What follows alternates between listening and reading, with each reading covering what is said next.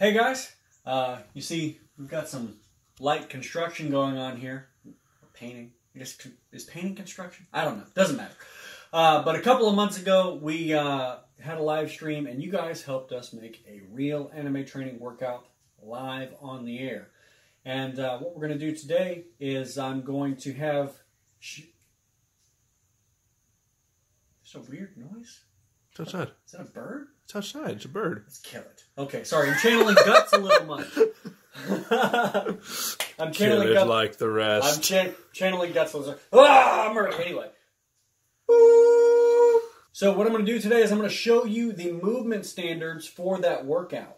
So we're not going to give you the list of the reps and sets and all that stuff yet. I'm just going to show you all of the movement standards, and I want you to pay attention because I want you to look at those movement standards and what I have to say about them, and then I want you to film yourself doing those movement standards to your level because there's some that have various levels based on your fitness. So I want to see what you've got, and we're going to put that all together into one real anime training video for Guts. And it's going to be the actual real anime training video for that. So this is part 2 of making a real anime training video, Guts.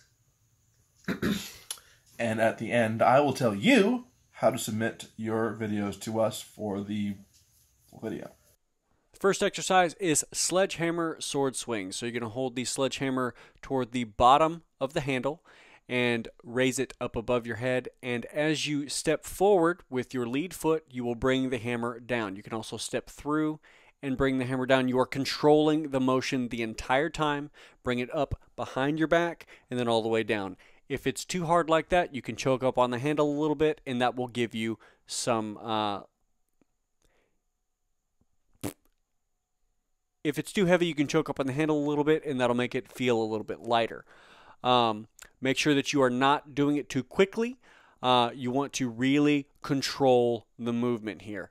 Also, you can do a little bit different kind of swing where you come all the way down instead of stopping it directly in front of your body, but you want to make sure that you are controlling it the entire time, regardless of what style of swing you're doing. The next is power wood chopping, and we are going to try to swing that axe as hard as possible into the log. You can do differing heights. You can do one closer to the ground or one higher. Make sure that you are swinging it properly so that it doesn't glance off. If you are not used to swinging an axe, be careful. You want to make sure that you are not going to accidentally hit yourself. Swing it a little lighter at first if you need to while you get used to the form. You can also swing it to the side or at an angle. You can also swing it to the side or at an angle to have it work different muscles. The next exercise is speed chopping, and you want to make sure that you are very good on your form on the axe swing so you do not hit yourself. You're trying to swing it as many times as you can during whatever time allotment you have for the swinging. And you can make small circles along the side of your body using your hips to swing that axe. If you are new to swinging the axe, go slower. Form is more important. Do not hurt yourself. The next exercise is a log lift and carry. So you can do this in a lot of different ways. You can see here I just sort of did like a log clean, and then I've got it in a zercher position, which means it's in the crux of my elbows, and then you carry it for a distance and drop it. You can see here I'm using a little bit of a different grip to pick the log up, more of a deadlift grip, and then I transition to the clean, and then I'm carrying it in that same position to walk forward. You can also pick it up on your shoulder. You see I'm squatting here, getting it on my shoulder, and then picking it up, and then I'm walking forward with it on my shoulder with both hands on it to make sure that it doesn't roll, and then when you get to the end you can just kind of shrug it off to the side. When you do that, make sure that you do it on both sides so you're not just doing it on one side of your body. The next exercise is a wood chopper plate circuit. You will start at one side of your body at the bottom, and then with the plate moving along in a upward diagonal fashion, you will go to the other side of your body and then back down along that line, and then transition at the bottom to the other side and do the exact same thing on the other side. So by the time it is done, you'll have drawn an X with a line at the bottom. You want to make sure that during this process that the plate always stays in the same relative position in front of your chest. So when your body twists, the weight twists don't reach with just your arms. That goes along the same thing with this plate circuit here, which is a lunge and a twist. You will lunge and then twist over the side of the leg that is lunging, keeping that plate in the same relative position to your chest. The next plate circuit, you will raise the plate up with one arm and then hold it out in front of you for about 5 seconds with both arms, and then you will orbit around the head twice before coming back down on the other side with the plate. I am showing you here 3 orbits just so that you can see what the orbits are supposed to look like. I wore jeans primarily because I was going to be climbing the tree, but you can just wear normal long pants or like long socks. And so what we're going to do just as a basic rope climbing thing, because I can climb this, you know, without using my legs at all, but that may not be, you know, up to your speed strength wise. So what I want you to do is I want you to lift your leg as high as it'll go, preferably your dominant leg, and then I want you to get this little wrap going here, okay? And so this part of the rope is going to be over your instep, and I want you to reach up as high as your hands will go, and then what you're going to do is you're going to step down on that, pull up, reach again, pull up, step down. So you see I'm maintaining that pressure on my foot where that rope is so that I don't necessarily have to do anything. I don't want to, so I'm not really pulling with my arms, they're just holding on. So watch what happens. I'm hanging, I press, extend with my legs. So I'm actually climbing this rope with my legs. When I want to come down, I just slowly let it go through that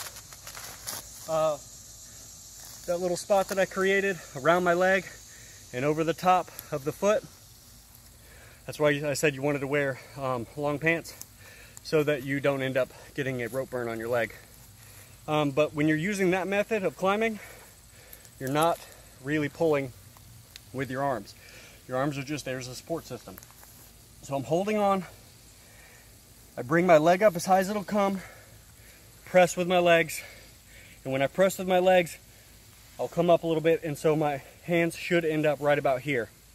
Once I do that, I've got this locked down on in that position, and then I'm going to take my hands, have one up, then they're straight again. Then I can hold on, raise my legs without losing that spot, press down on it again, straighten my legs, and that's how I'm essentially just treating it like I'm a worm going up the rope. Now, if you're a little bit stronger, with a little less like foot usage, you can press like this.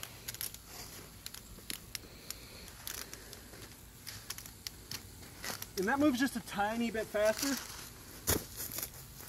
but it also requires a lot more upper body strength. If you can just free climb the rope with your arms. That is not super recommended if you don't have something underneath you, because if you get to the top of the rope and your arms go, hey guys, I think I'm done, that's sort of bad. Now you may be able to recover and get that loop and lower yourself that way, but it's always good to have some sort of pad underneath you when you are climbing, just in case something happens. So if you're in a gym facility or something like that, if the rope is tall enough, they typically will have that sort of thing. But if you don't, a couple mattresses, a pad that you buy specifically for that, that's good. Whatever you're doing, make sure that you get some training beforehand and that you do it, if possible, under the supervision of a qualified professional. But climbing with just your arms, you want to be quick. So we're here.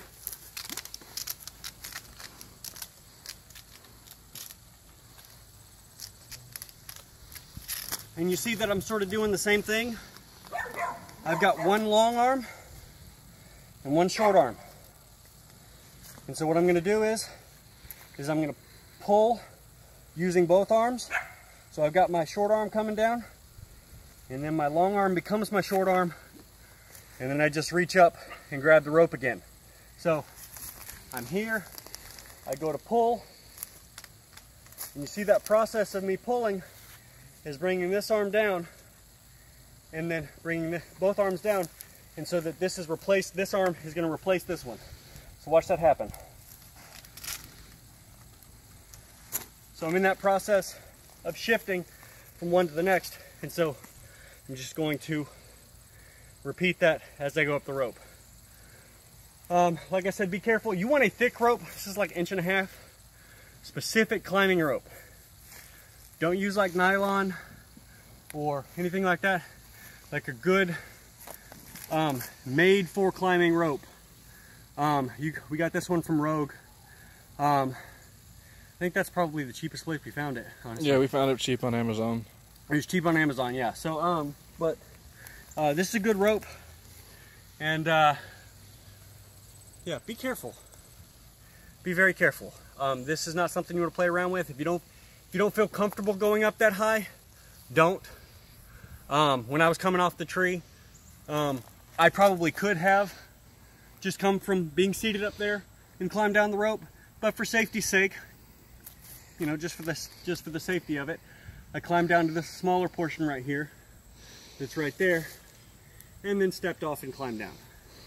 For the rope inverted rows, you're going to make sure that your shoulder blades are pulled back so that you are not sagging at the upper back or in the lower back. You are going to pull through the elbows, and the very easiest portion of this is going to be completely standing. To make it harder, you'll walk your feet in so that you are more horizontal, more parallel to the ground, and you will pull through the elbows there. The hardest version of this would be with your feet directly up against the tree, holding yourself up off the ground slightly, and rowing up. You want to make sure that you keep a straight line from your shoulder to your heel in either direction. The final exercise is sledgehammer swings to a tire, or you can do it to a fallen tree. But for the sledgehammer swings to the tire, you want to make sure that you are swinging relatively hard, controlling the sledgehammer. You want to act like you are doing the sword swings from the first exercise, and you can do it with the tree, but unfortunately with the tree there's a lot of bounce. As you can see here, this is a tree that is a little higher, which you can see the whole lot of bounce right there, which can actually be pretty dangerous if you're not paying attention. So if you're going to swing against a tree, do something that is lower to the ground and not directly in front of you, because if that bounces and hits you in the face, you're going to have a bad day. You probably already noticed this clearly isn't your normal RET video. The thumbnail is different from the normal ones, and there were no scenes from the anime. There were no, pictures from the manga. So what's going on here? This is not the Guts Daily Routine workout video. This is a call to action. We want you to be able to do these exercises right now. Alright, that's why we put out this movement standard video. We're not making it flashy. We're not doing anything too fun here. We're just giving you the information. Now it's your turn. You already helped us come up with this workout during a live stream in July. You guys came up with the character that you wanted to see. You guys helped us come up with the workout that would fit for this character, for this theme. And now it's time to go ahead and have you guys help us make the video. So what you're going to do is you're going to go ahead and have a friend help you film you doing all of these exercises. It doesn't have to be all of them.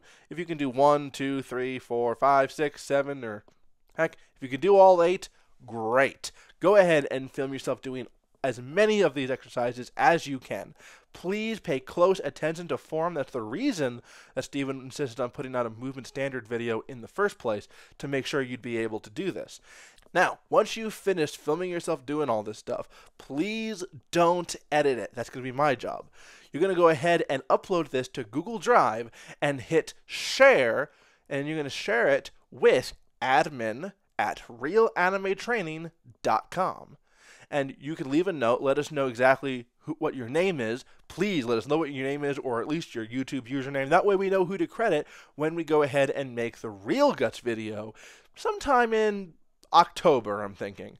We want to give you a few weeks to make sure you can get your submissions in, so go ahead and take care of that, alright guys? We cannot wait to make this video. It's going to be a great collaboration with you guys, and we hope to do more of this in the future. And I don't want to waste your time with a sign-off because you have work to do. So guys, until next time, good luck and train hard.